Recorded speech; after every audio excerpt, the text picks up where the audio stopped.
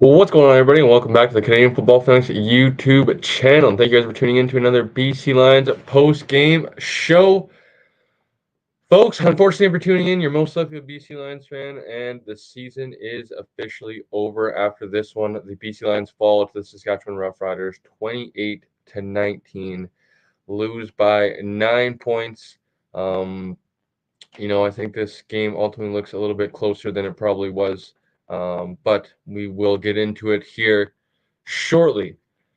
As always, guys, live on YouTube, should be live and good to go now on Instagram as well. At Canadian Football Fanatics on both YouTube and Instagram. Um, you know, Tough one. It's a disappointing one.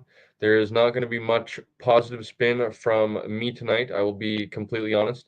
If Blake does join us at some point here tonight, maybe he will be able to provide a little bit more.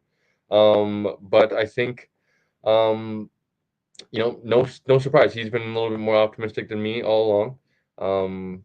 Coming into this one, I mentioned last night on the post-game show of wanting something other than Vernon Adams' effect to give me confidence.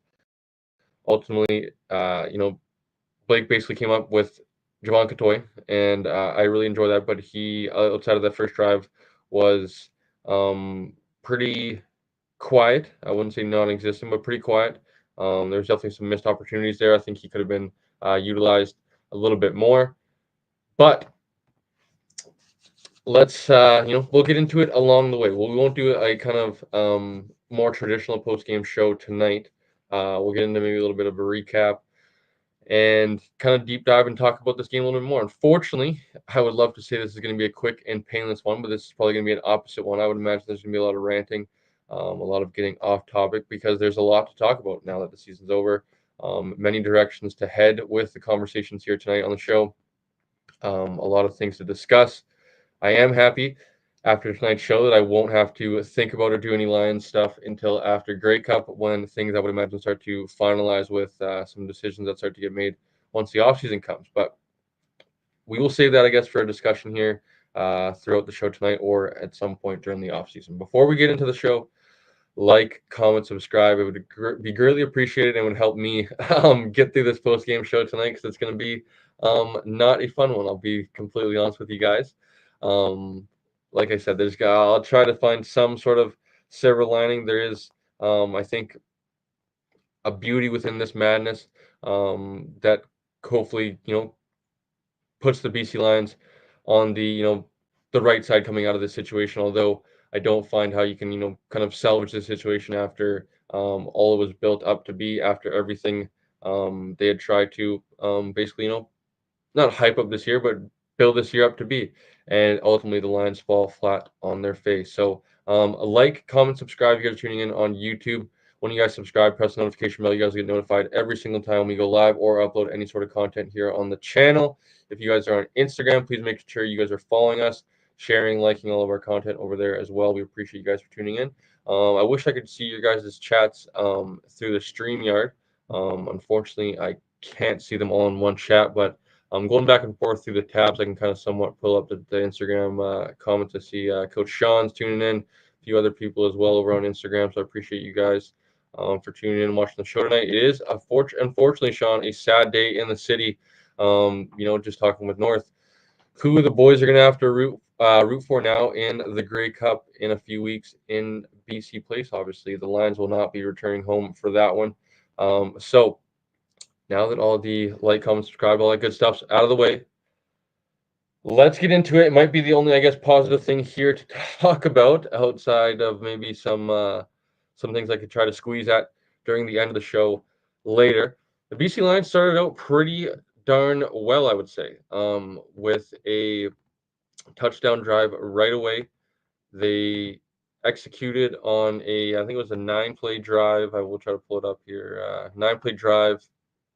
I'm not sure exactly how many yards the total drive was, but ended in a 56-yard touchdown for one. Javon Katoy was able to break the game wide open. It looked like the Lions were going to be able to, you know, really grab hold of momentum right away, which I think was a big time key in Saskatchewan environment. That's a hostile one of the more hostile environments in the CFL, to grab hold of to grab hold of momentum like that, I thought was super important.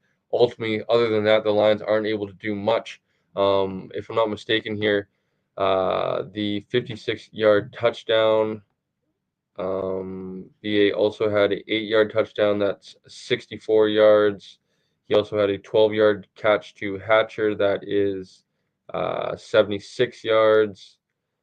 He then had, let's see, 10-yard pass to Jamal Katoy to start the game. 86 yards total on that opening drive passing. You look at the final stats here, 86 yards passing. He finishes with 317 on the night. So overall, looks decent. Looks like they had a good enough showing for the game on offense. And ultimately, if you kind of peel back the curtain a little bit, outside of that first drive, the Lions weren't really able to generate much.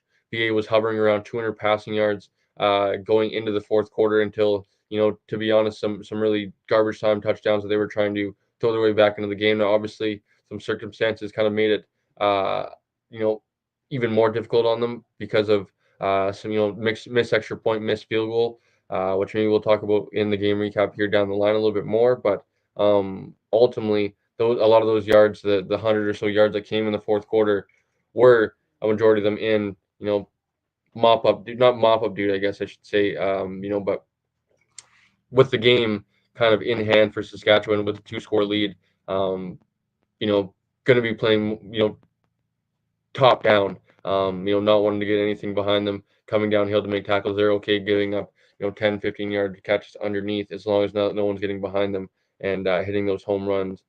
So, being the offense started out fast. He's utilizing one Javon Toy who's coming back off injury, which has been nice to see. But outside of that, 66 yards, Javon ends up with a pretty quiet afternoon. 66 yards, I believe it was on the in 2 passes. Outside of that, he had one reception for I think maybe 10 or so yards on the game. So Blake was very quick to try to celebrate Javon Katoy being one of his positivities, and it was, I think, to start the game. But ultimately, outside of that, it really didn't generate much. Now, I'm not trying to say that to dunk on Blake or to try to take down Blake's take. It's just unfortunately, I that was kind of my point in asking Blake of wanting to try to see what other possibility or what other you know what else gave you confidence for the BC Lions going into the game today outside of Vernon Adams just giving the team some juice, some confidence, and we saw that outside of that, the Lions were the Lions who that basically proved who they were down the back half of the season. Outside of the 6 or 7 games to start the season, the Lions are who we thought they were. I guess is fair to say now. Unfortunately, and you know to get back, I guess, into the game recap here a little bit more. The Lions were able to actually hold, and I guess that is kind of the pivotal start of. Excuse me here, folks.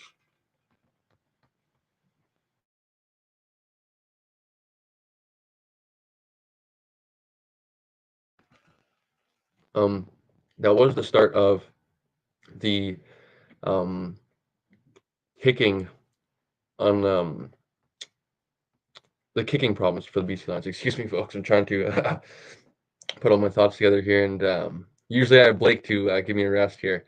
But the kicking problems for the BC Lions tonight, we saw how much the wind was playing a factor. I don't know how much it played a factor if Sean White was just trying to overcorrect himself. If it did actually play a big part in that kick, but Sean White ends up missing the first extra point of the game. The Lions only have a 6-0 to lead. The Riders end up going down the field and getting a field goal in their first possession, and it's a one-score game still. With the Riders being able to tie with a field goal and not having that 4-point lead, I think was a good fast start for the Lions, but kind of set things off on a little bit of a kind of bummer note of you would like to have that go up 7 points, although it is only 1 point. Didn't cost the Lions. Ultimately, it did in a way because come the fourth quarter, if you're able to have that one extra point or that missed field goal, you're not swinging for the fences trying to go for that home run to try to score quickly to make sure that you're, down by two scores, having to score there twice if you're only having to score one touchdown to win the game. I think the Lions are in more of a favorable position there in the fourth quarter to try to make some magic happen. Ultimately, I don't have much confidence that it would have happened because of that defense that they were going against, but it still would have been a possibility with one of two of the kicks being made, the extra point right away or the field goal later in the game. But as we saw, the winds were, pretty, in prairie form tonight.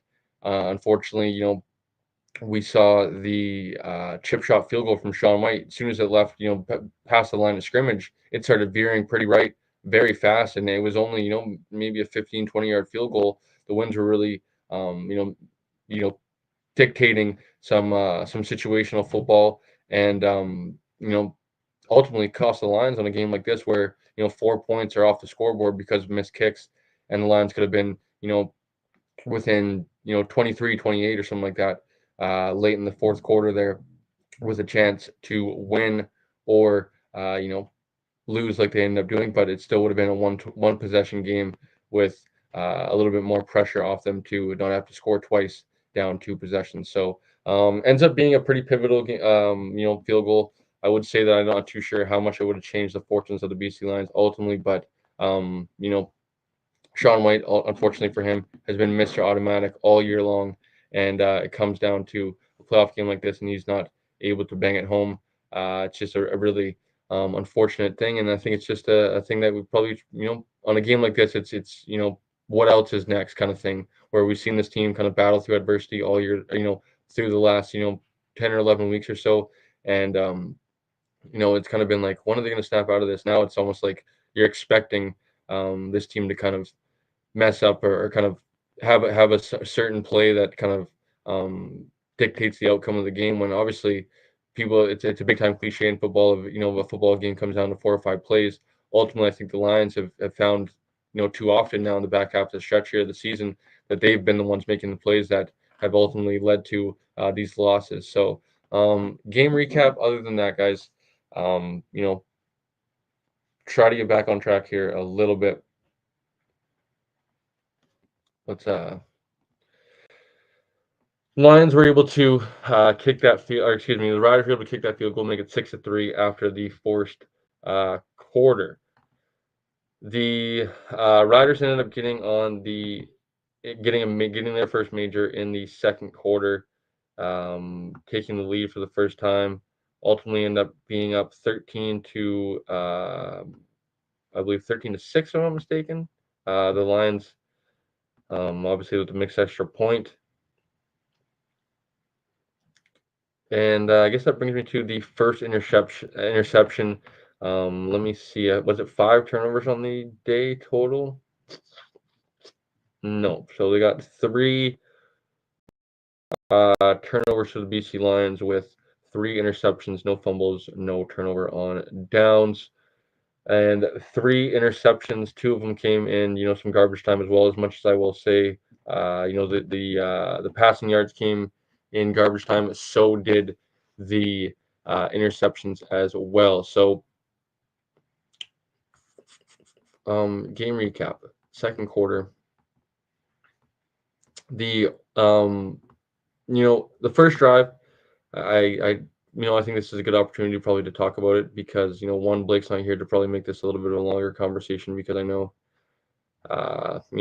no fault of his own, but he is a more, a Vernon Adams defender, if we're just going to be, keeping it a buck here. Um, you know, yeah, I don't want to sound like a hater because I am a Vernon Adams fan. Like I said, the way he's handled this whole situation, having to basically sacrifice his season for Nathan Rourke and kind of the Lions' future plans, ultimate professional. Like I've said before, I will always be a fan of Vernon Adams. I will always root for Vernon Adams. But one thing I will say, if we're being honest about Vernon Adams, is that he kind of is who not we thought he was, because I think a lot of people try to write him off previously. But um, I think he shows his inconsistencies a little too much at times. Where what I mean by this game and kind of certain big games is you kind of almost see it from the get-go, from the jump that, you're not getting a certain Vernon Adams, you're not getting, the Calgary West Semifinal from last year, you're not getting, the similar MOP caliber that he was playing at the start of the season, Vernon Adams. Sometimes I think just he maybe lets the pressure get a little bit much, lets the pressure get to him a little bit too much, um, which is no fault of his own. He's playing in big games. I understand. I'm not one to bash the guy because I've never been there, but just kind of calling it how I see it. I think you can almost tell from snap one whether or not Burnham's going to have it. Now, obviously, you could say I'm kind of contradicting myself here because of how well the Lions and Burnham started the game, but outside of that point, they come back, interception there early. I think it was late in the first quarter. You know, I think it was a play where, he's trying to find Keon Hatcher. He's kind of scrambling to the right. He tries to throw it a little bit later on, an extended play. I think he needs to live for another down there.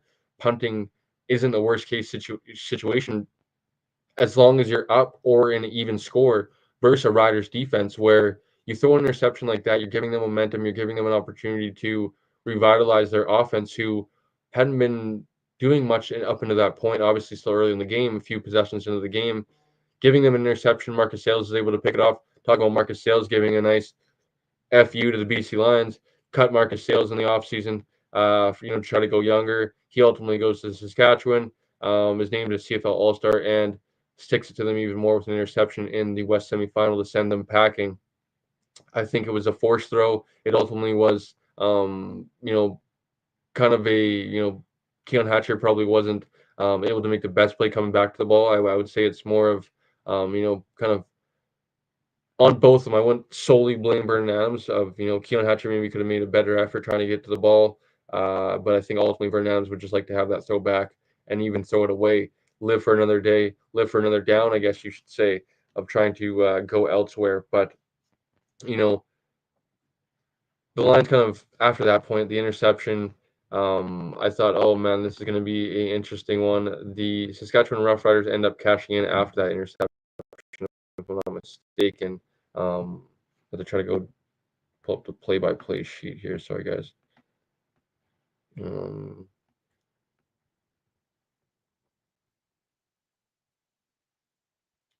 yeah, so that was the first AJ Ouellette touchdown. I believe he finished off with two after the first Vernon Adams touchdown.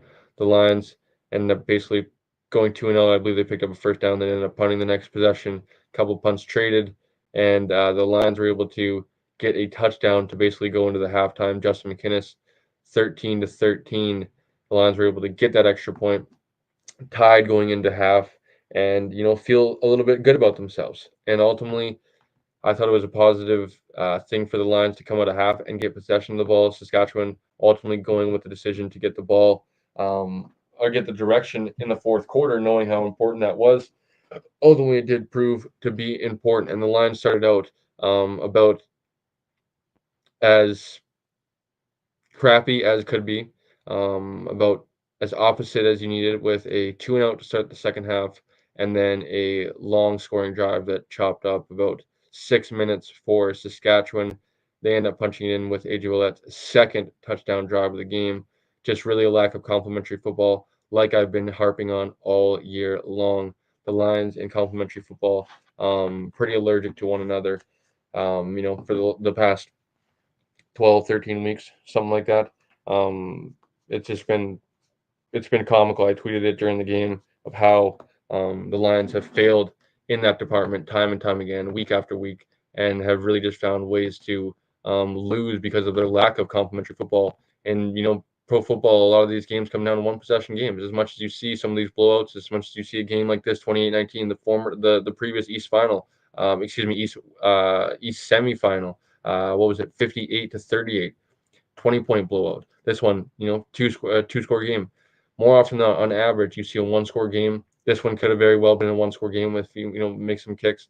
And I think not being able to play complementary football too often, where your defense finally gets some stops, your offense isn't able to generate much, and when your offense generates something, your defense isn't able to stop a running leaky faucet. So it's just unfortunate, and the Riders, as I mentioned, were able to, capitalize 2-0 to stop on defense or to start the second half on defense, and then they scored a touchdown to start the second half.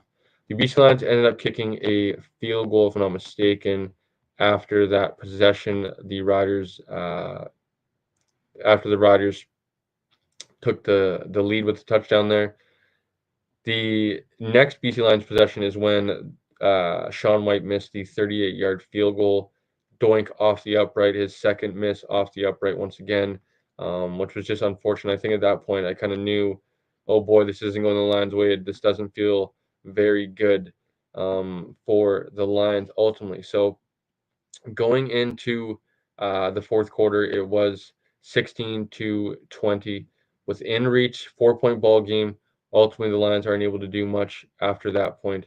They get 3 points, another field goal late off the chip shot that I mentioned, but the Lions continue to struggle here as we kind of go through the drive chart in the fourth quarter.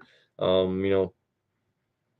end up making some stuff happen, but as I mentioned with the complementary football, the defense just wasn't able to generate any sort of stops. The Lions weren't able to do much offensively as well, as they had more time than just those final few minutes to get within a few scores. They had the entire fourth quarter pretty much, and I guess kind of we'll wrap or kind of come to a somewhat of a conclusion on the game recap, at least with a 28-19 loss to the Saskatchewan Roughriders. We will put a bow on recap for now, at least, and kind of start to talk about some individuals, talk about, I think, some pretty crucial, um, topics that, some Lions fans should be talking about, wondering about, and need to be discussed this off season.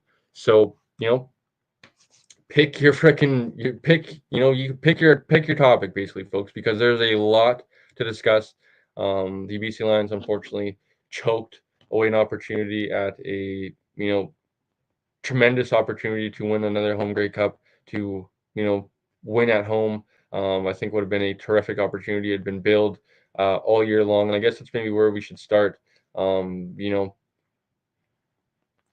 I guess bigger picture, um, we'll talk things here. If you guys are tuning in, though, before we talk bigger picture, like, comment, subscribe. If you guys are tuning in on YouTube, please, most importantly, subscribe, which is the most way to help us, as well as like, commenting, and getting us out there in the algorithm. CFL talking, BC Lions talk, and Canada West, all of it. You can find it here, even a little CJFL as well. Um, the failure that is this season. And yes, failure is not too harsh of a term to use on a night like this and at a end of a season like this. It was billed all off season since we had been given since we had won the bid to host the Grey Cup a few years ago now, I believe, and had been looked down the road at, that possibility. It's going to come. It's going to come. And now that it's finally reality, that's not going to happen. What a organizational failure, I would say, outside of Amar Doman, who I will, speak basically maybe is the only silver lining to this entire process right now, outside of maybe one other one that I could maybe try to squeeze from as well, although it is still an unknown, I would say. The BC Lions just have really not, paid their respects, or, I guess maybe, I don't know if it's the right way to kind of phrase it, but the Lions really haven't paid back Amar Doman for the resources he's put in off the field, concert kickoffs, touchdown Pacifics, opening up the upper bowl, shuttles to and from games, street parties. He talked about seeing, merchandises in the street. You're hearing about that in the Vancouver area. Even in BC, you're starting to see more and more of the BC Lions logos and merch and stuff like that out and about at football events and stuff like that. The signage downtown Vancouver is very accessible, and you can see it. The Lions ultimately end up with a failure because I said it time and time again after the Lions have kind of sputtered now. And ultimately, this season could have went either way. They could have been 16-2 and still lost. Getting to the West Semifinal was not the end all be all anymore. It was not this is not the team of 2022 anymore, where we came off the Mike Riley era, where we came off the the Clay Brooks era, all that trash football of years past. They had set a standard of who they wanted to be. They had set a bar for where they wanted to go. And time again, now the last 3 years, they have failed to reach that bar. They have failed to reach, their goals. And ultimately, any way you spin it, maybe you want to say I'm negative. I will say one thing, maybe to try to seem positive. Ultimately, at the end of the day, 8 franchises are going to be a failure, and the one that won the Grey Cup is the only successful story in the CFL or in football. It comes like that in the NFL. 31 teams are failures. The one team that won the Super Bowl. It's same in NHL, same in NBA. So to say that the Lions are a failure, I'm not trying to leave out the other 8 franchises. It's yet to be determined who's going to win the Grey Cup. But whoever it might be, the other 3 teams that won't, they're still basically right there with us. Although they get to the West Final and it may feel a little bit better for them, they're one and the same with us virtually. That they lost and they didn't ultimately reach the prize of winning the Grey Cup, being the best in the CFL. So it had been built all year long. As much as they wanted to play it down, it had been talked about enough of home Grey Cup, home Grey Cup. Me and Blake going back up to training camp. Paid the money, went up to training camp, had been, downplayed of, not wanting to hear about, Grey Cup, Grey Cup, Grey Cup. It had been talked about. They had let it out that yes, it had been discussed. And at that point, they kind of put it to bed until it happened. I'm sure there was murmurs and whispers of wanting to play in the game. And it had been a thought to those guys' heads, whether they wanted to admit it or not. It has been a failure. Failure. No, end all be all. There's no positive spin. There's no nothing. There's no, you know, yes, that we got to the West. We made a playoff spot again. We are not, Calgary of the last 2 years celebrating, you know, just getting in the playoffs. Calgary last year was what, 6 and whatever they were, 6-10, 6-11, and getting in the playoffs. It is not good enough with the pieces that we have on this roster. And I guess kind of where we will kind of get off of Mar Doman. Once again, it feels so shitty for him because of what he's put into this team, what he's tried to, will this team back into, a Grey Cup, basically. Will this team back into relevancy in the CFL, in its own, community and fan base and province. And he's done that. And unfortunately, the team on the field hasn't reciprocated that and been able to pay him back with getting to a Grey Cup and actually winning it, which is the ultimate, payback in this situation. So let's get into some other stuff here, which is the guys that go to the grocery store and ultimately cook the meals at the end of the day of this organization, which is head coach / co-general manager and co-general manager, Rick Campbell and Neil McAvoy, who I think this needs to be a big discussion, and I'm going to have one here tonight. I'm sure we're going to have an even bigger one at some point in the offseason, but I'm going to call a spade, put my cards on the table right now. Rick Campbell shouldn't be back as the BC Lions head coach in 2025, and I don't think that's a hot take in the slightest. I think time and time again he showed us, you could argue tonight he made a good one finally, and proved to show me, or to show, yeah, he did actually make a right decision for once in these kind of crucial playoff games with the onside punt there with Vernon Adams. It ended up paying off. The Lions were able to cash in with the touchdown there. But outside of that, his failure to read the room, his failure to adapt, his failure to adjust as a coach, his failure to rise to the occasion in some of these moments when it comes to management skills, when it comes to when to challenge, when not to challenge, when to throw his challenge flags, waste some of our timeouts, which he's done in the past numerous times. I think preparing his team far often than not is underwhelming. I think he's a lousy motivator. Now, obviously, people in that building, I would imagine Nick Kowalski, Matt Baker, all those guys, not to name too many guys, but they would probably be pretty mad at guys like me and people that are wanting to see Rick Campbell, Neil McAvoy out of their, relieved of their duties. Now, obviously, they're, have a little bit of a closer personal relationship with them. They work with them on a daily basis, and I'm more of, an outside perspective, But, I don't think I'm alone in this situation. I think, as I mentioned, they go to the grocery store, they pick out the groceries as co-general managers together. They decide who they want to bring in. They decide how this roster is going to look, and ultimately, Rick Campbell, being the coach, decides how they're deployed on the field come game days. And it is, yes, they won a lot of regular season games, and it's been great. It is not the goal to win regular season games, and it's not the goal to get eliminated in the playoffs. We had talked about home field advantage and how important that was this year, and something we haven't even talked about 30 minutes into the show. A failure because they once again fell flat on their face to get to have home field advantage in a playoff game, which, yes, it has been fantastic to beat Calgary at home field advantage. You haven't beat anybody outside of Calgary, and look where Calgary is this year, arguably the worst team in the CFL. How much is that? Is that a good thing to celebrate? No. So, had it been talked about, West Final played at BC Place, West Final played at BC Place. They couldn't even get a West Final at BC Place. The West Semifinal wasn't even at BC Place. They were on the road, and it cost them early in the game because they end up kicking a field goal because a delay of game because they can't get in and out of the huddle. Vernon Adams can't get the play call because it's too loud in that atmosphere. And guess what? It ends up costing them. They end up kicking a field goal instead of a touchdown because they get a delay game on a 3rd and short. Well done, BC Lions, because you once again, as I mentioned, fell flat on your face because you guys failed in all aspects this year to get back to the Grey Cup to, live up to what you basically tried to promise and couldn't deliver and failed to deliver on. And I think it just causes a lot of questions now come the off season. And I think, as I mentioned, it starts with Rick Campbell, Neil McAvoy. They are co-general managers. They are coaches together. I don't think this is a one-for-one type of deal. I think this is a package deal where personally, I like Neil McAvoy as a person. I believe not Langley Ram alum. I believe a Surrey Ram alum to go back a few more years.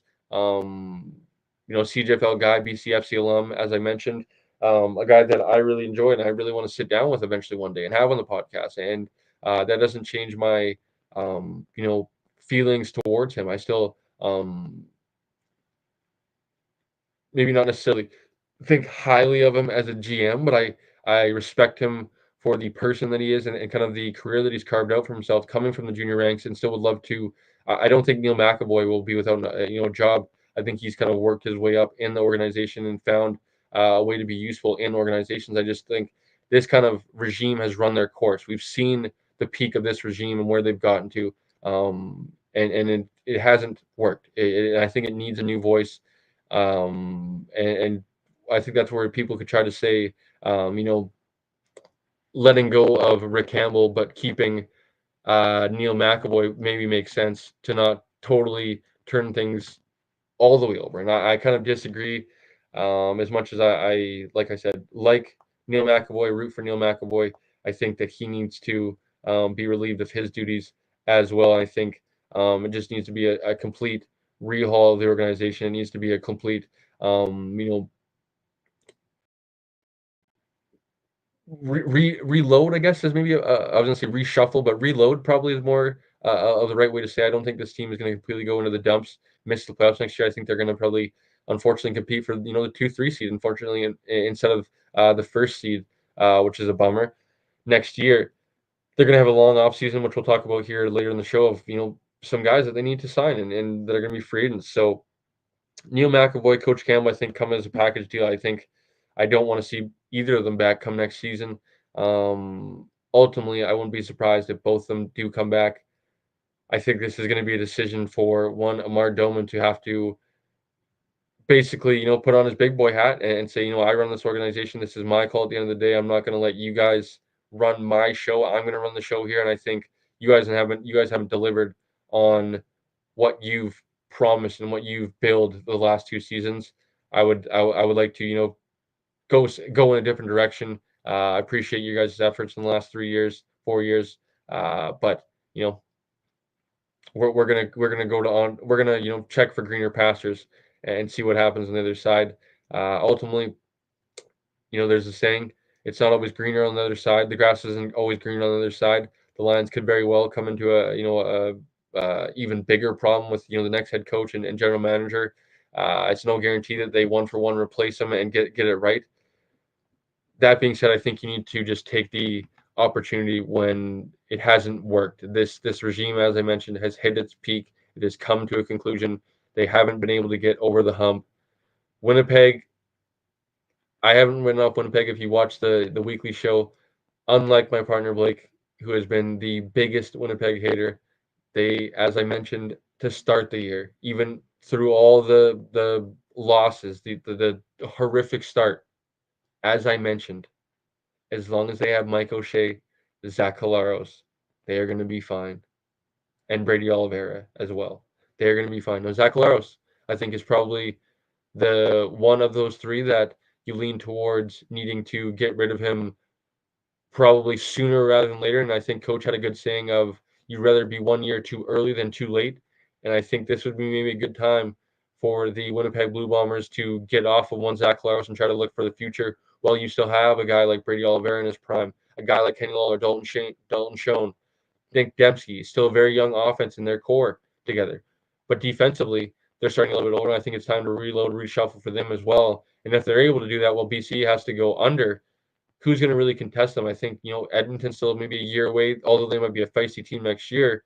Who knows, depending on what they get in the offseason, if they're able to make a bid for the playoffs, next year right away. So time will tell, but ultimately, I think it's time to restart in BC, get rid of Campbell and McAvoy, and I will say that without hesitation or without shying away anymore. I think it's time for a new face in BC to lead the crew.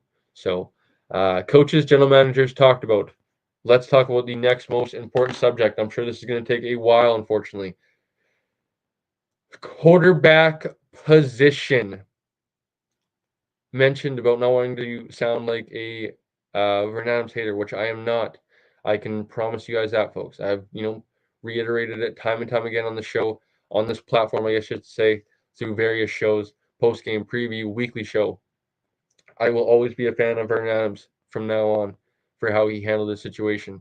A very professional, a very classy individual, handled the shit like a man, if we're being honest, right? Like he didn't cry or pout or act like a big baby. He handled his shit like a man. If we're calling things how they were, and I very respect him for that.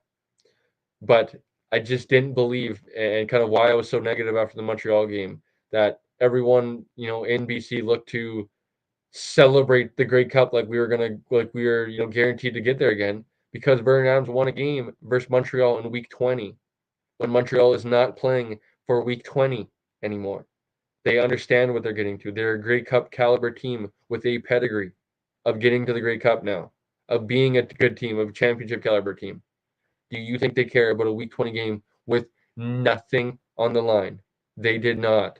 And as much as Blake wanted to say, "Oh, you were negative and you tried to say Montreal," bam. And if Montreal wins next week, I told you so once again because Montreal does not care because they have the division wrapped up after Labor Day 2 months ago. Do you think they cared to play a week 20 game across the country? No. Of course, they're professionals, so they get up for the games and they want to win those games, and they never admit to be losing those games. But in the back of their mind, do you think they were probably 100% focused? No, because they're playing. They understand what they're playing for.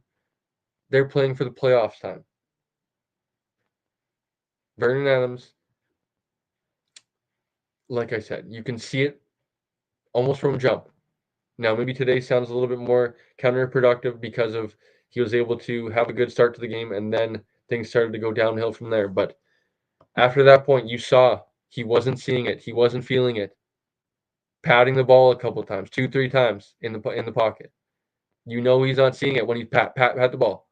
That means he's going to read one, and then he's taking his eyes down because he's a smaller quarterback, knowing and having experiences being a smaller quarterback.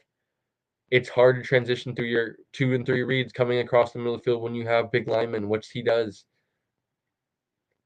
As soon as you start patting the ball, you're taking your eyes downfield because you're starting to feel that pressure, which I believe they're able to get today. I think 3 sacks. 3 sacks to our none, I want to say, or 3 sacks maybe to our 1. 3 sacks to our 1 Saskatchewan was able to get. So, Vernon Adams, like I said, will always be a fan of him. I think this is going to be his last game in a BC Lions uniform. So I want to wish him well, take this opportunity to thank him so much for what he's done this season. It was truly special what he was able to get off to, the start he was on. I truly think that he was on an MOP caliber, pace. And although I hate saying that word pace, and I think it's a little bit, unreliable and you see like it just football is a strange game. Injuries happen, situations happen. It's a long season, and ups and downs, peaks and valleys is the thing I like to say. And I also like to say stay off the roller coaster of ups and downs of a season. They're going to come. So saying he's on pace for 6,000 yards to start the year and all this crazy stuff was like, okay, let's take it easy. He's on MOP caliber case. Let's not try to get ahead of ourselves here and try to say he's going to have the best ever CFL season by a quarterback and all this nonsense that was being spewed. Because look what happened. Injuries happened. It slowed him down. Unfortunately, it derailed his season. And unfortunately, I think this is going to be the last time we see him in a BC Lions uniform, which is very sad. We'll like I said, salute to Vernon Adams. Will always be a fan of one Vernon Adams wherever he may go in the CFL, regardless if he stays in the West, if he goes to the East. If you guys are watching this, let me know actually in the comments down below. Where do you guys think Vernon Adams might play next year, or do you think it might get interesting? And Blake said hell might freeze over before Vernon Adams stays and Nathan Rourke goes. Would you possibly see an outcome of the Lions dealing Nathan Rourke and keeping Vernon Adams? Maybe, maybe not. That'll be something for an off-season show. Nathan Rourke, let's talk about him for a second here. Not try to go too long because we'll save this for an off-season show with Nathan Rourke. Um, you know, bummer for Nathan this season. I think it was an unfortunate one. Just excuse me, actually, here, folks. My mouth's getting dry without having anybody to. Basically, my tag team partner's not here, so when he tags me out, I'm able to get a sip, and the mouth's not able to get as dry. But one second here.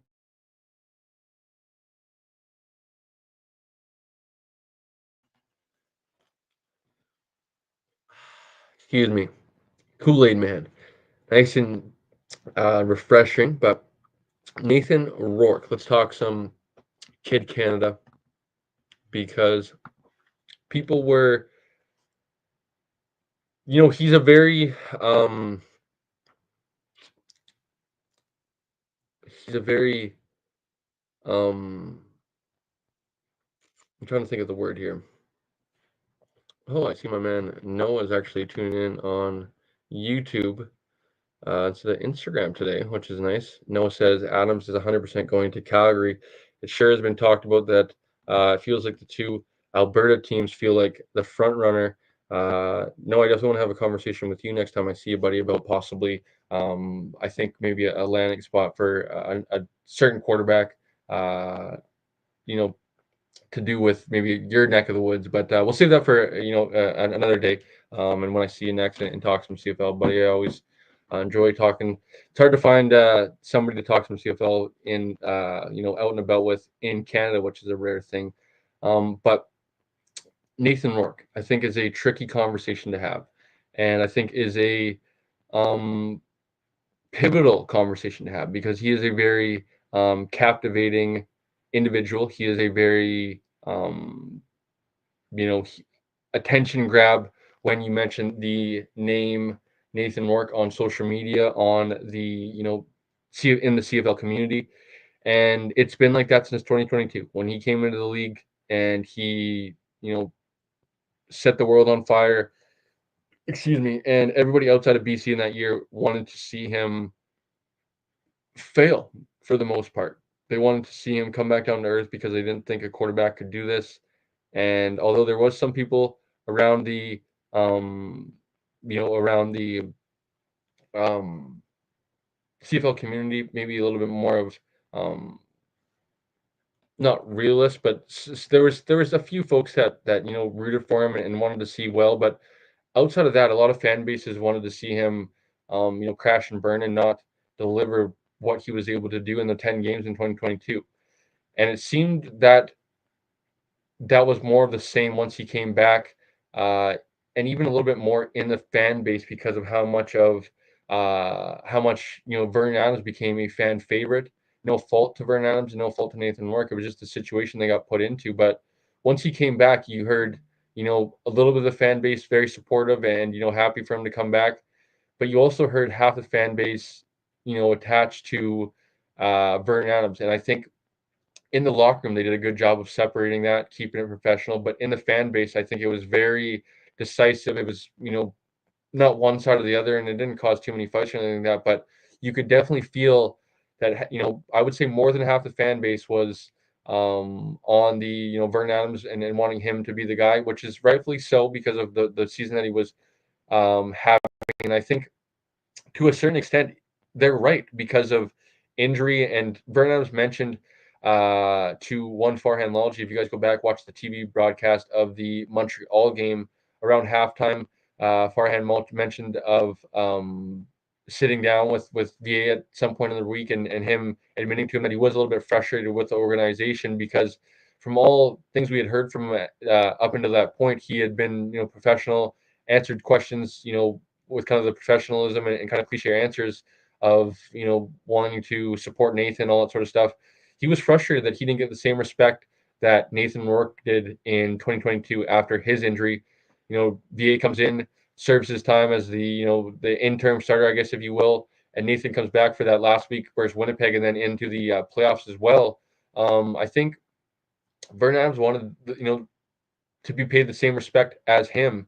Um, in the fact that Nathan got his time. I think at some point, maybe after that Toronto game, it's tough because I think Ottawa, Touchdown Pacific, and Montreal winning in Montreal probably threw things off quite a bit to the plan. Maybe the plan was a little bit different, but I think ultimately after that Toronto game, you lost at home. Campbell looked for a spark at halftime after Rourke leads them to a touchdown drive and he goes to Vernon Adams. You should have just went to Vernon Adams because you know if you go to Vernon Adams after that game in Toronto and say that you don't feel like Vernon Adams should lose his job due to injury, and now he's healthy, I don't think there's as many questions as maybe they anticipated with Nathan Rourke coming back. Now, obviously, you'd paid him the contract and you'd made it obvious he was the quarterback of the future, but that didn't mean he necessarily had to be this year. And I think the thing that I think people are kind of leaving out of the Nathan Rourke discussion, and even myself probably being a little bit more unrealistic. I said unfair on the weekly show a few weeks ago, and Coach got unhinged. I wouldn't say unhinged, but he thought he almost went a little bit crazy. But unrealistic expectations, myself included, of Nathan Rourke and the situation. If we really think about that, he's been in the last year of not playing CFL football in a year and a half, going through 4 or 5 different organizations, and whether we like it or not, football is football at the end of the day. But going CFL, NFL, they're 2 different games. And coming up here with a bigger field, and guys, in motion and yard off the ball, and it's just a different style of game where you can be off the field as quicker than you even think. And I think it's just, a lot of circumstances getting to Nathan. I think fried him a little bit, burnt him out. Maybe is a little bit of a better term to use this season. And I think I'm one of probably the more I'm one of the fewer, I guess, probably believers that I think Nathan Rourke will get closer to the form we saw in 2022 than the Nathan Rourke we saw this season next year. I'm going to keep quiet for now. I'm going to, keep my receipts. I trust me. I have my receipts, but I won't be surprised if Nathan Rourke comes back next year and he returns to closer to 2022 form than we saw him this year because a lot of people have written him off already and have been ready to, close the book on Nathan Rourke. And I'll tell you this, guys, right now, there's not 8 quarterbacks. There's I don't know if I want to say 8 quarterbacks because I think there's still a little bit more to Zach Collaros than just the season. I will say that there's probably 7 quarterbacks that I'm not taking over Nathan Rourke, and I think that starts with Vernon Adams is in that conversation. I don't necessarily think I'm taking Vernon Adams over him. I think they're in kind of the same-ish caliber. I think Vernon Adams can be a very dependable quarterback in this league, and I think with the right situation can win a Grey Cup, but he has to be in a good situation. Just excuse me here, folks. I see there's some people tuning in, but I apologize. I got to plug my computer in so it doesn't die here on the show. So give me a second, and I will be right back. I will plug this in so I don't die.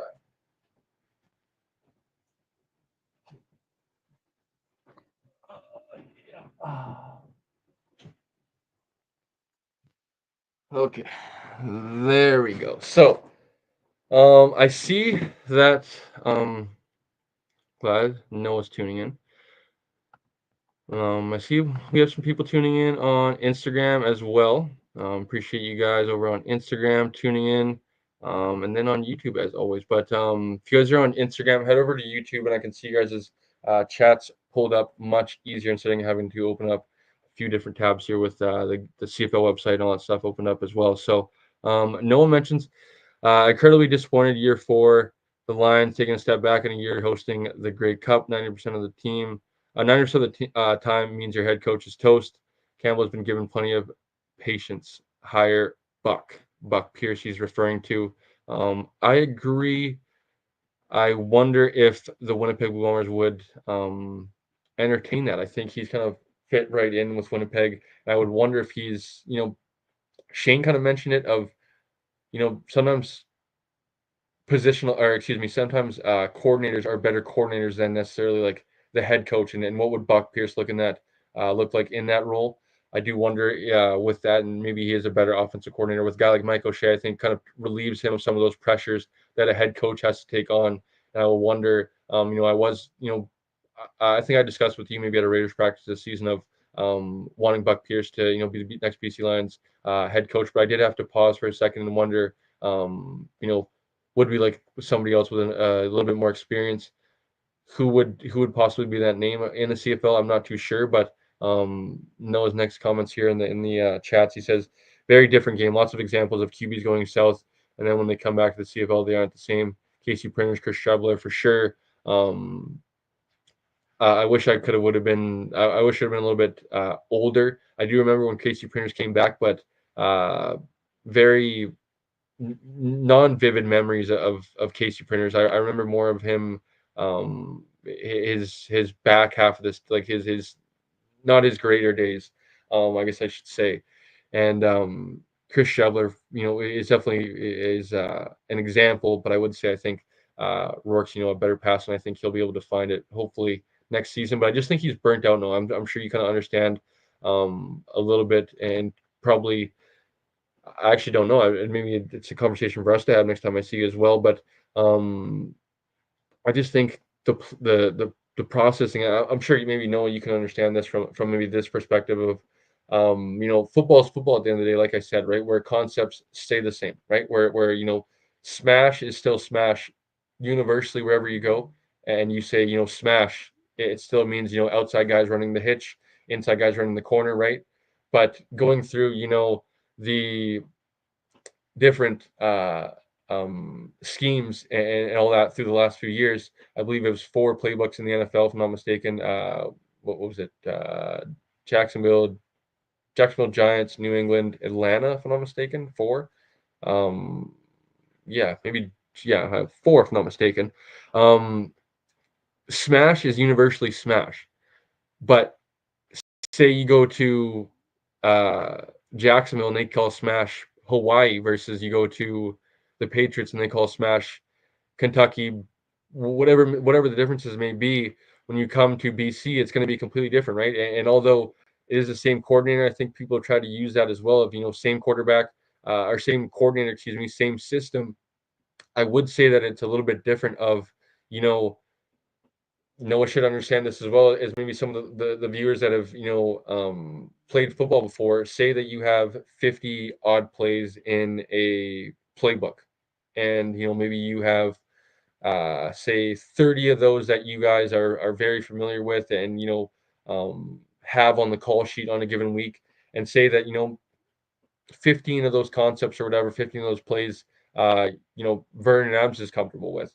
That doesn't necessarily mean that those 15 plays that are, run more often than not with Vernon Adams are Nathan Rourke plays necessarily. I think Nathan Rourke's skills and his strengths are much different than than Vernon Adams. And I think although it's the same scheme he came back to, same offensive coordinator, I think them having to transition back to a more Nathan Rourke style of play where Nathan's, getting the ball out, playing that point guard role.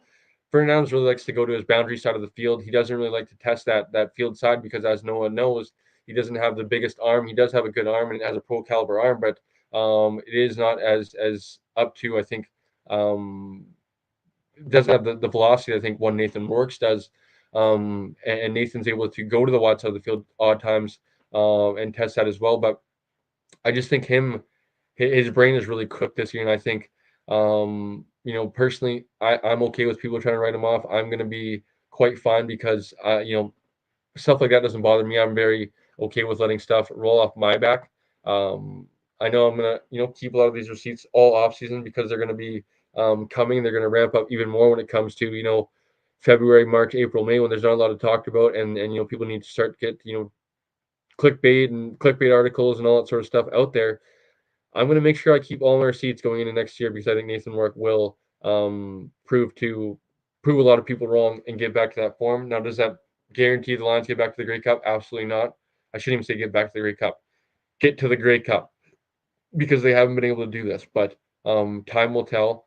And I guess that'll kind of end the quarterback discussion for now. Let's get into the offense even more with O-line, receivers.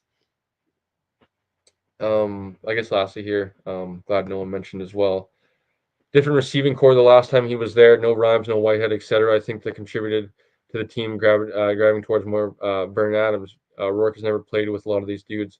Well said as well. Outside of Katoy and Hatch, he didn't play with Alexander Hollins in 2022. Hollins was on the practice roster. Eberhardt wasn't on the squad yet. Berryhill wasn't on the team yet. McInnes was on Saskatchewan still.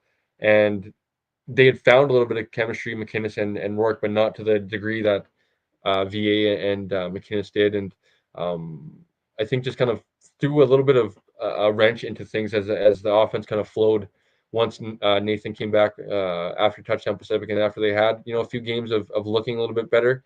But ultimately, at the end of the day, they weren't able to get back on the same page and weren't able to create any more magic with Rourke down the stretch. So O-line receivers, let's talk about it because we have to. There's a lot of people to talk about, and I want to try to wrap this up within 90 minutes. I said to this was going to be short and sweet. I would have loved to have a short and sweet post game show, but unfortunately tonight in the loss, end of season, going to have to be long and hard. Pause. But receivers, O line. Let's talk about the receivers first, I suppose. The receivers, oh boy, do they need to make some decisions in the receiving core. Let me see here.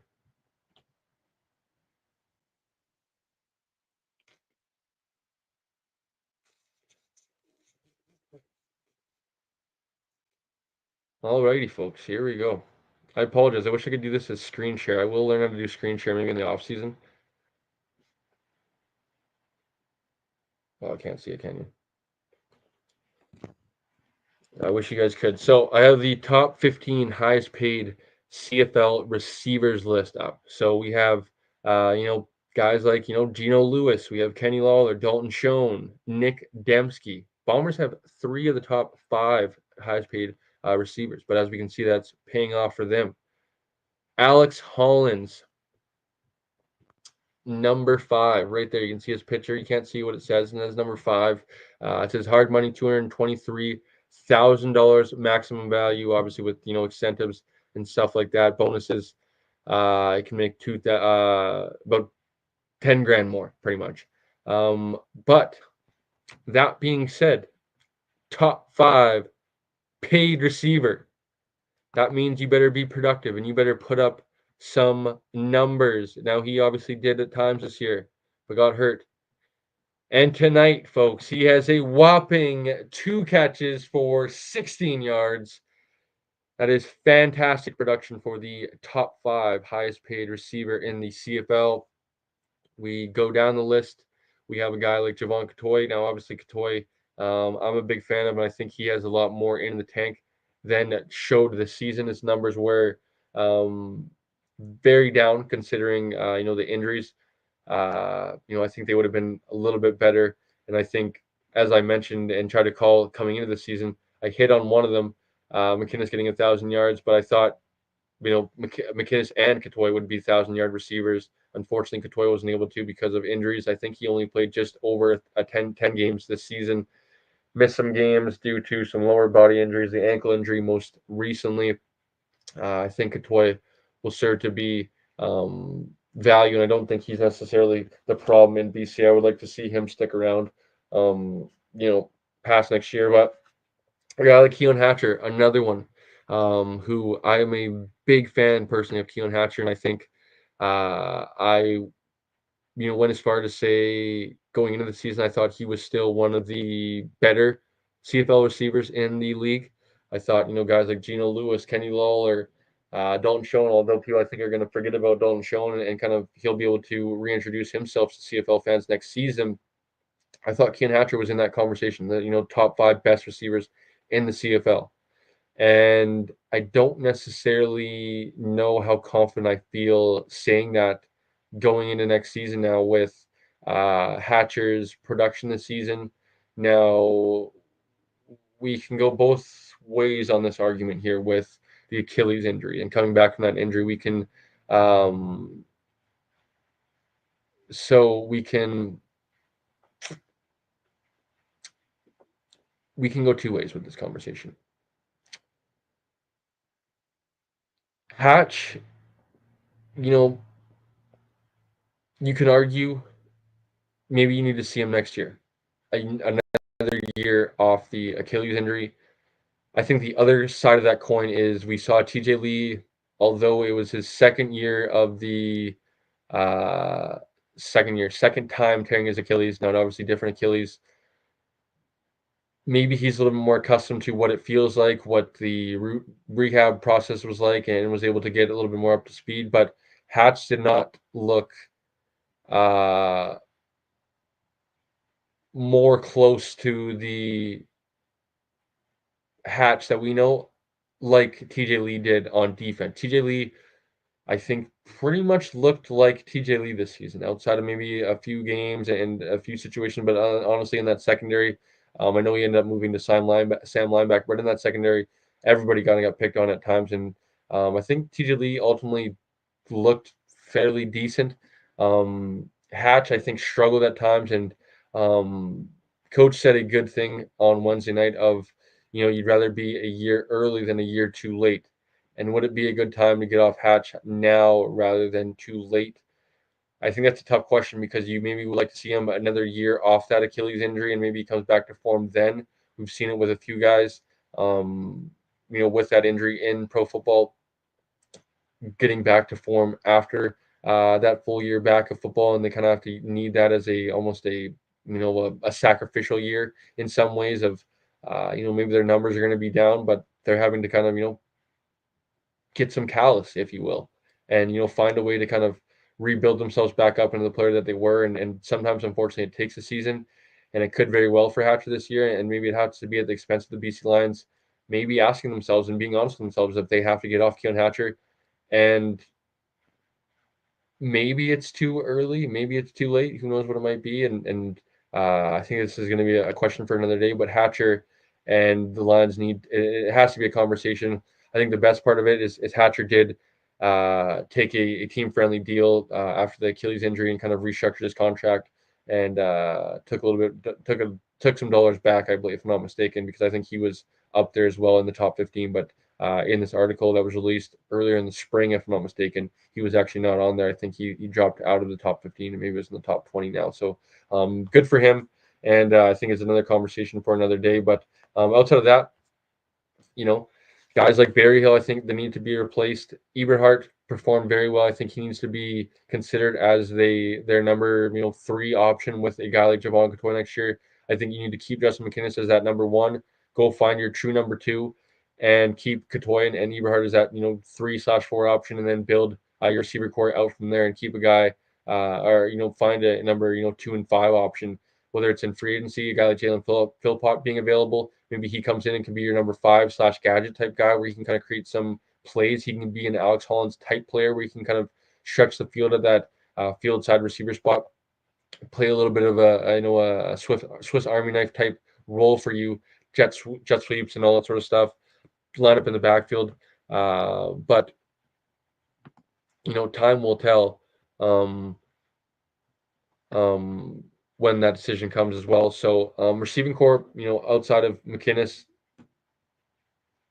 Eberhardt, and Courtois, I think it's kind of questions for another day, I guess you will, and maybe for the next regime. But offensive line is, I think, similar. Guys that are highly paid, Mike Couture, Suk Chung, guys that have been more so, I think, Suk, quality players for the Lions in the past. I think Mike Couture has struggled since coming over for the Bombers more so than Suk Chung. I think we were able to salvage some more of Suk Chung than Mike Couture. Mike Couture, obviously, the BC boy coming back home and probably wanted to come back home and really um, I think BC was probably open to that, especially with it. Coach Kelly Bates being his offensive line coach and him having familiarity with one another. I think that was a very seamless transition, but hasn't delivered in the way that I think we had hoped and wanted to, especially considering how much he and how highly he's paid. I think is another uh, area the Lions need to possibly think of moving on. I think Tyler Packer came in and was very serviceable as center, a Canadian product from the University of Calgary, Lions draft pick who they're able to find and provide serviceable snap for them. I think a guy like Suk Chung is a guy that you need to consider in the category of being 1 year too early rather than 1 year too late, and wanting to get on from him before it's too late. So, other than that, Kent Perkins, I think it's another one. Left guard has been a revolving door. They haven't been able to find that. They've been, going through how many names? David Neville, Andrew Pearson, Woodruff. We saw Chris Slugger have to, make the transition from, left tackle to left guard, and just the revolving door at left guard. The interior of the line is kind of, I wouldn't say in shambles, but as has not been addressed. And the Lions have known that dating back to Mike Riley and the 50 sacks he was taking this season. They really haven't done much. They've tried to draft and they haven't really thrown much darts at the dartboard. They've really done a few here and a few there. And I tried to harp and during my mock drafts during this offseason, time and time again, I would give them two offensive linemen in the first 3 rounds because I thought that was how much of a big of a need it was, and you needed to throw darts to the dartboard just to take the opportunity. You may not hit, but swinging at the fences just gives you better opportunity at hopefully landing one. Maybe George Una or Anu Una. I don't know how you pronounce his first name, excuse me, but maybe he's an answer. Time will tell, and honestly, he's still a young player figuring out his game as well. But the offensive line needs to be addressed. At least I think 3 of the 5 positions need to be addressed in this offseason. At the very least, 2 of them. And, we will see because the Lions are going to have a lot of things to determine. Offensive line receivers, let's talk some, I guess, William Stanback, running back who was not utilized tonight in the biggest game you could argue was needed in a game like this. Only 7 carries tonight, I think, is a very head scratcher. Ultimately has 5 catches for 53 yards, which is decent. So ultimately looks like 12 touches on the night for about 70 or so yards. Just wasn't good enough at the end of the day. I think could have been utilized much more. Could have helped keep the pressure off Vernon Adams and open up play action even more. I think is a criticism of Jordan Maximic, who I don't think is safe as well. And I've been a fan of his, and I think he's really came back down to earth and kind of been disappointing this season and had much to be desired, I guess you could say, on offense.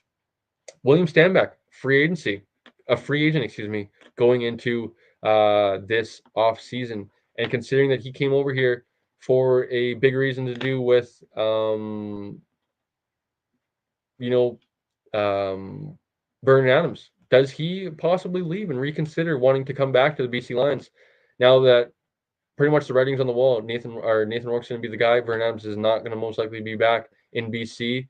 The year it went how it went.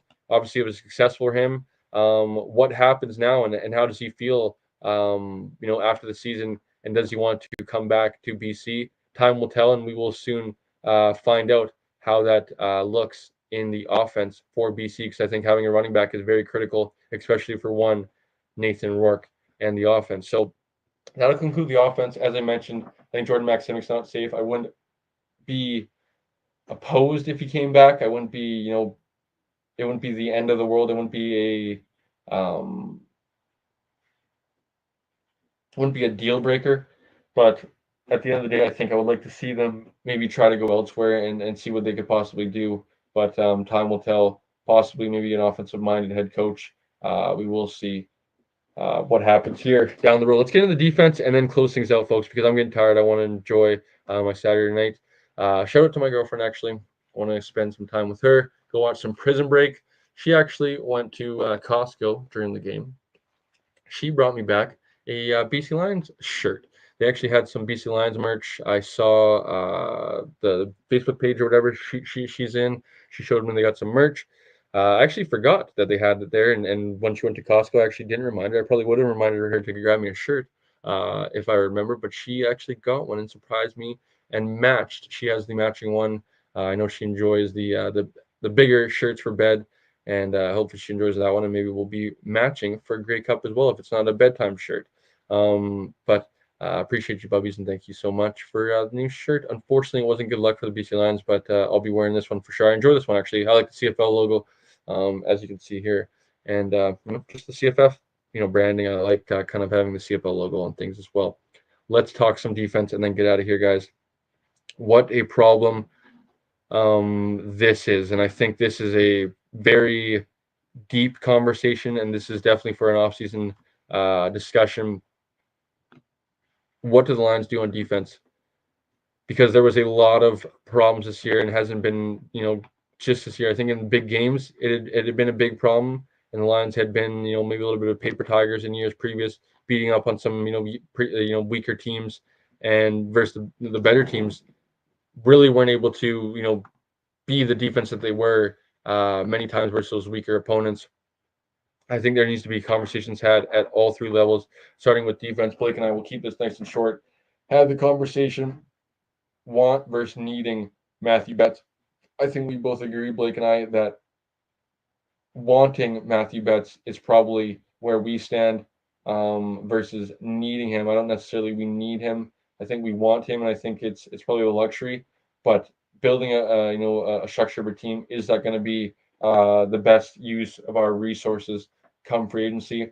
I don't necessarily know if that is, especially considering Matthew Betts hasn't hit his payday yet.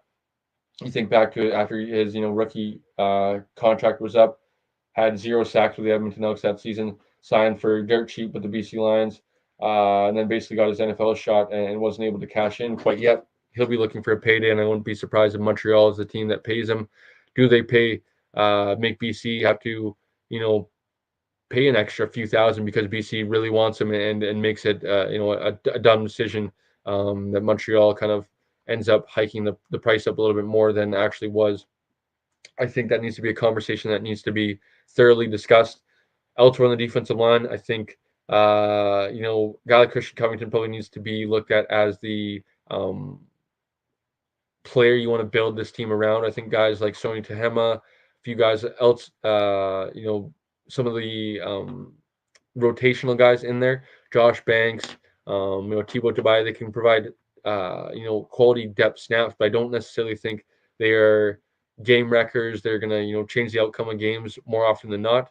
I would like to see them maybe make a splash, but I think a guy like Pete Robertson kind of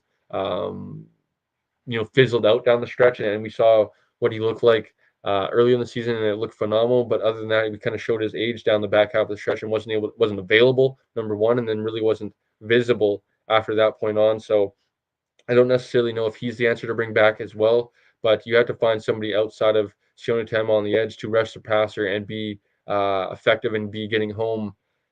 I think Josh Archibald and Sione Tema can be kind of those guys opposite of a number one pass rusher and can be rotated in and provide quality snaps and be effective players. But I think you need to find that number one guy, even though I still agree with the wanting and the want versus needing Betts debate. I don't necessarily think it's needing him, even though you need a number one pass rusher. I think Matthew Betts, if he's going to be at the price that he's going to probably cost. I don't necessarily know if that's maybe my first priority, or maybe you have to go O line and find a way to salvage a D lineman in the second or third window of free agency, even though that's more likely to or more harder to come by. But I just think that's the way things need to go in an offensive league, in an offensive world that we live in now. I think it's more important to protect your quarterback and build that first before building the defensive line, and hopefully you can just find other areas. I think you let bets walk at a certain point if it's too much. So defensive line, linebackers. I think this is an unfortunate conversation because I would like to see this team if Josh Banks is a starter all year long, and I think is a going to be added bonus next year when he comes back off his torn ACL. I think is trending towards being one of the best kept secrets, maybe, or one of the more promising younger players in the CFL. Not that he's young, but I think one of the more younger players that maybe isn't talked about and known and is going to be, coming out of the scene as a very good player around the league, a very productive player, a very effective player. And I think him coming back next year, along possibly Ben Laddick, I think things would look a little bit different with Josh Woods because of Josh Woods has a little bit more size and beef to him. I think Ben Laddick, there are some questions about him looking a little bit too, I think, slender, and his frame isn't, I think, up to par in terms of being effective in the run game. I would love to see him be a little bit more feisty and uh, more of a like slasher type player, more of like a Fraser Sopik type player where he's causing tackles for loss and stuff like that. Now, obviously, Fraser's only done it 1 year, and Ben's kind of had a few seasons now in the past of 100 tackles and being a good player. I just think the lack of splash plays and big plays with Ben Laddick, he more than not does his job, but really doesn't cause any game changing plays. I think that's where needs to be had of can we look to upgrade this position at all, or are we just going to have status quo from Ben Laddick? I think that's a off season question to have with Josh Woods most likely coming back next year and being the starting middle linebacker for this team off the torn ACL. So in the secondary, probably where the most questions need to be had, with a lot of questions. Rookie safety Christophe Beaulieu ending the season as a starter. Adrian Green, obviously maybe not living up to the bill of all-star caliber season and what we heard in training camp, all that sort of stuff. I think Gary Peters, although he does his job more often than not, we need to start to get younger in the secondary. Ronald Kent had himself flashes and here and there, but as I mentioned about TJ Lee, everybody in that secondary took turns, getting burnt and giving up big plays and just not being there for the team. And I think need to really have serious conversations. Now, honestly, you can only upgrade at so many positions, and ultimately some of these guys are going to come back. I think it's tough. Gary Peters, Manny Rugamba, I think, had quietly a solid season. Outside of that, do you bring back? I think TJ Lee maybe is going to transition to playing Sam for maybe this next duration of his career, and you have to look at bringing back a new safety or competition for Beaulieu next year, and a new half or maybe competition for Kent, and then at field, JEC came back, had some flashes, but I still kind of wonder why it was made the decision to go with him over Shanti Evans. I think Shanti Evans was a guy that took things into his own hands and was at times making some plays. At times he was getting burnt, but at times we hadn't seen from this defense anybody step up and make some plays. And I think Shanti Evans had provided that at times this season. I kind of had a little bit of a head scratcher considering that the Lions were so unsuccessful at creating those turnover plays, big plays, as they were in previous years of getting their hands on footballs and creating turnovers. Really just wasn't heard from this year. And I think I wonder kind of why a guy like Shanti Evans that was having some success wasn't given the opportunity to do that down, in the most critical time of years. So secondary talked about. I kind of want to put a bow on this thing, folks, before 90 minutes, as I mentioned. Special teams, we'll kind of talk about a little bit. Sean White, not much to be said. Still, I think has a shot at winning most outstanding special teams player. Unfortunately for him, a tough night. But I think most kickers are going to struggle with the wins that were in the Prairies. I think just provide how important it was to have home field advantage when you're a team that plays in the dome 90% of the year. you're just not used to it. Whether you want to, say we're prepared and all this sort of stuff when it's been built for multiple years now, how important it has been to have home field advantage in the playoffs. The Lions ultimately weren't able to do that, and it cost Sean White and his great season that he had because he did don't get it twisted, folks. Just because he had an off night tonight, he had a great season, a phenomenal season at that. And like I said, still in the running for most outstanding special teams player. I'm not too sure if he's going to be able to edge out Janarian Grant because of how phenomenal Janarian Grant was and just electrifying he was, but still shouldn't be, denied of how well of a season one Sean White did. Let's talk about the last thing, complimentary football and the lack of it this season.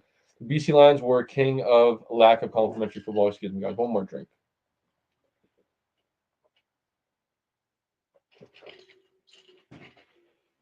Last one, complimentary football. The Lions were miserable at it for, I would say, a majority of the year, and more so after Vern Adams went down. The Lions were able to get away with it to start the year because of Vern Adams and the offense and how they were outscoring a lot of teams. After Vern Adams went out, they were not able to find that magic once again, and it showed big time and was a big time reason why their team struggled down the stretch. Defense was a big glaring hole, and at times they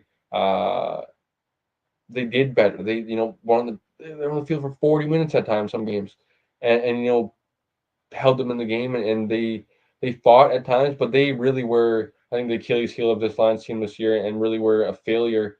But when, like I mentioned, the complimentary football, when they were there, the offense just wasn't there, and vice versa. When the offense was clicking, the defense was nowhere to be found, and I think was just the pivotal, and I think was the dagger, the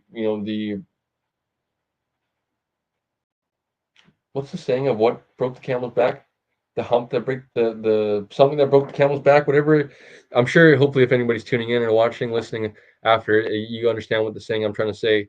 But just was the final nail in the coffin of the BC Lions of not being able to play complimentary football all year long. And I think would have ended the losing streak there for the BC Lions, but just too many times, time and time again, this team lacked the complimentary football and wasn't able to excuse me, play within each other and be able to have each other's back. When the offense wasn't there that night, the defense was able to pick things up and get any turnovers. We saw that in previous years of you know the Lions defense turning the ball over, getting their extra possessions, and this year it was really far and few between when it came to the turnover department, and just was a unfortunate one for the Lions. So I see my girlfriend is probably bored because she is in the YouTube chat. So hi, Bubbies. I appreciate you for tuning in. Yes, the show's gonna be over soon, so you can we can watch the show soon. I think that is gonna do it for me tonight, folks. About an hour and a half. Lot to talk about, and yes, Carly, it was a solo show tonight. Blake wasn't able to make it, which is fine. It probably would have been a 2-hour show if Blake was here because we would have kept ranting back and forth. A lot to talk about now that the season is over, but I'm going to be honest, I am so glad not to talk about it for after Grey Cup at least. You know, no more previews, no more post game shows, which is bittersweet. It has been a headache the last 2 months to talk about this team because of how poorly they played. And I'm going to be glad to take a deep breath until we get into the off season, which is going to have a lot of topics, a lot of conversation, a lot of drama, which we will get into. We will follow all along the way. We'll be here, and be covering it all. The Lions have a lot of soul searching to do this off season, which is going to be very painful. Like I said, I'm going to be glad to kind of flush it, take my, I kind of have tried to take my fan hat off a little bit, but just gonna kind of take a deep breath. And it's been a long off season from the Lions, and kind of get back into things after Grey Cup here. But that doesn't mean we will stop. The weekly show obviously continues. 2 more weeks to go with the East and West finals next weekend. Canada West, what a freaking day we had in the Canada West, folks. Oh my goodness. Canada West still has one more week, and then Grey Cup will be here, and you guys will be getting all the content from there. once Blake and I are over there. I guess once I'm over there joining Blake, should be over there Thursday, and planning to do a show Thursday night with Bobby DeBow after the awards banquet, and then yeah, you guys will get a ton of content after that, and then probably take a little bit of a break after Grey Cup, and then we'll get back into it right away once we get some news from the BC Lions, hopefully, and many more into December. Maybe take a little bit of a break during Christmas, and then once it's January 1st, things start to get popping, and free agents start to get re-signed, or free agency starts to open up.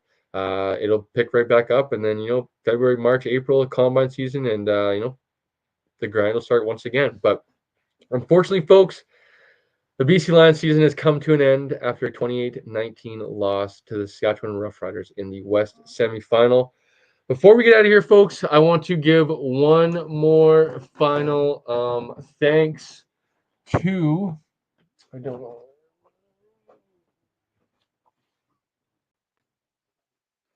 to the BC Lions. One more thanks to the BC Lions. As much as I am critical of them, and I think that is, partially to do because I'm not just a fan anymore. Yes, I am a fan. Technically, still,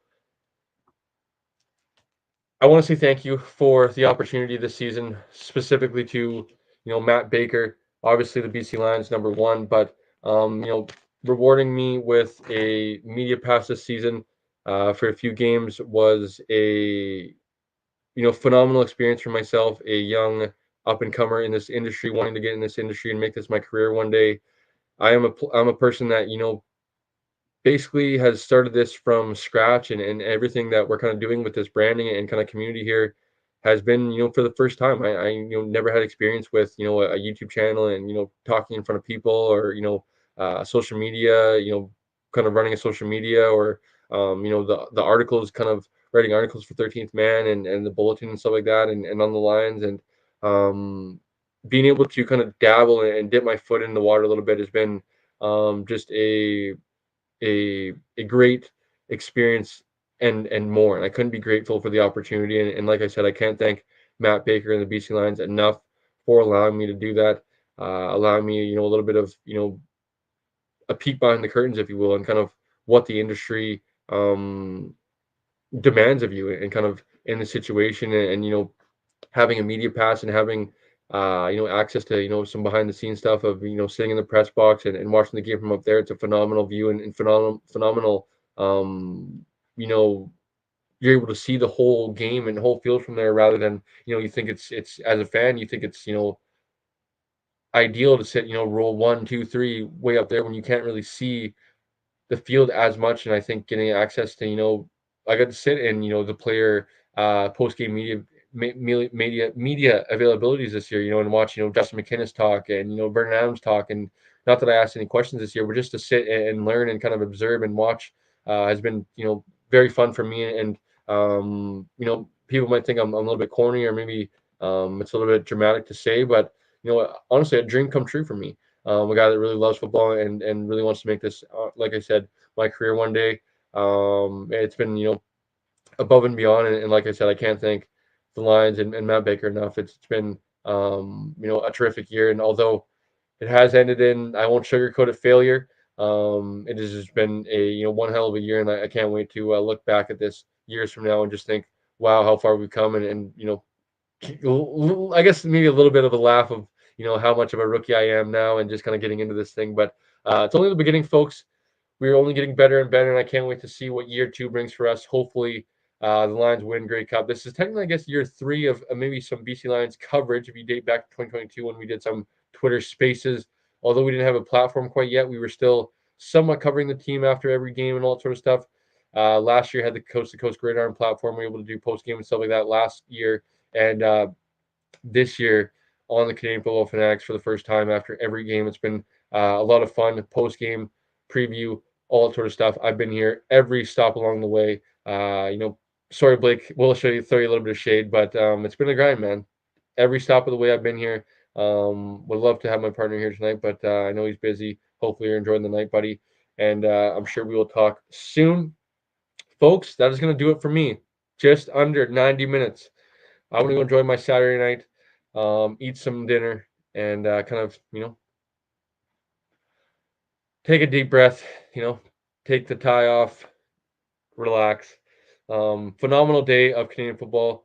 That's the bittersweet part of today is that there's light at the end of the tunnel. 2 more weeks of football left.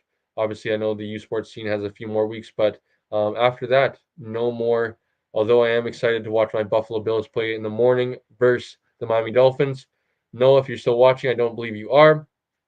You know how those games go. Buffalo Bills and Josh Allen absolutely own your ass. And I am kind of excited to unplug a little bit from the CFL and start to just relax from an NFL perspective because I can just, be a fan. I don't have to worry about kind of covering it. Although I do love the CFL and I don't want to sound, uh, you know, woe was me and all this stuff. It's very much a good problem to have, and I'd rather have these problems than, other problems in my life of, oh my goodness, covering football is so much to do. Things could be a lot worse. So, as always, like, comment, subscribe. When you guys subscribe, hit the notification bell. It'd be greatly, greatly appreciated for all the support. It has just been phenomenal to see, and it has been, great to see this year and how much traction we've been able to build. If you guys are on Instagram still, please hit the follow button. Get us to, I think it's 1,300 followers, maybe 1,200 followers. We're actually trying to get to. I think we're at 1150, if I'm not mistaken. Get us to 1,200. It would be greatly appreciated. I think that's all the reminders, folks. Unfortunately, the Lions fall in their last game of the season in the West Semifinal, 28-19 for the Saskatchewan Roughriders. They advance to the West Final, versus the Winnipeg Blue Bombers next week in Winnipeg. Montreal host Toronto in the East Final, once again. And until then, folks, I will see you guys on the weekly show on Wednesday night. Thanks for tuning in.